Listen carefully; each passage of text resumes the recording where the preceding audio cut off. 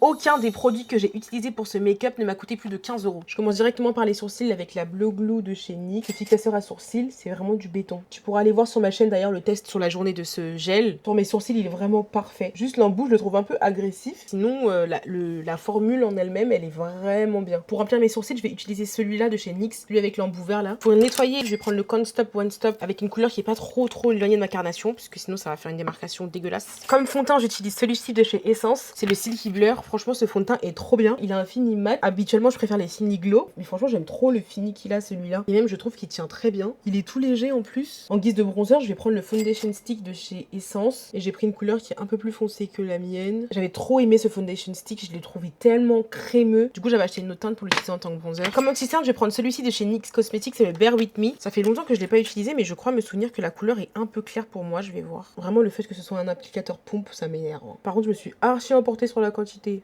Oula. Je trouve que cet anti-cerne est vraiment assez léger, hein. C'est pas pour les gens qui ont des grosses cernes et tout. Je pense que ça vous irait pas si vous avez des cernes trop marquées. Je vais utiliser les petits Baby God Blush de chez Essence. Et je les trouve tellement pigmentés ceux-là. Donc j'en mets toujours un peu au dos d'un beauty blender avant de le mettre sur ma peau. Tu vois ce que je veux dire? Regarde. Je trouve que ça peut vite déraper si tu gères mal les quantités quoi. En termes de poudre, je vais utiliser la Blurry de chez Sephora et la Can't Stop One Stop de chez NYX. Celle-là, elle a bien vécu, hein. Waouh. Habituellement, j'aurais utilisé la Charlotte Tilbury, mais elle coûte pas 15 €.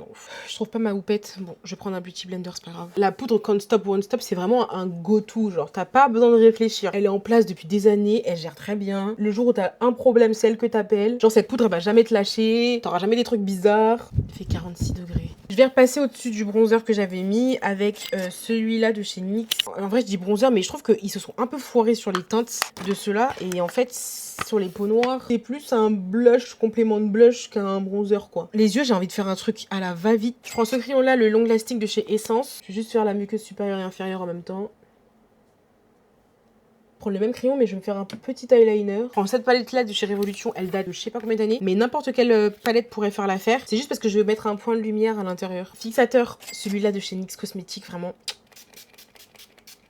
Après avoir fixé, je reprends la poudre de chez Sephora et je passe juste en dessous de mes yeux. Je vais prendre ce mascara de chez Maybelline. Je vous jure, j'ai un problème avec ce mascara. Il ne part jamais. Je sais qu'il est censé s'en aller avec de l'eau, je sais pas quoi, mais il ne part jamais. J'aurai toujours des résidus et tout. Je sais pas si ça vous arrive aussi. Donc voilà le look final. J'ai rajouté des demi-fossiles. Pour le combo lèvres, du coup, j'ai utilisé le crayon noir de chez Essence, c'est le même que j'ai sur les yeux. Un des crayons de chez NYX. Et de chez NYX aussi, les nouveaux gloss, les Jelly Job. Je te montre d'un peu plus près quand même.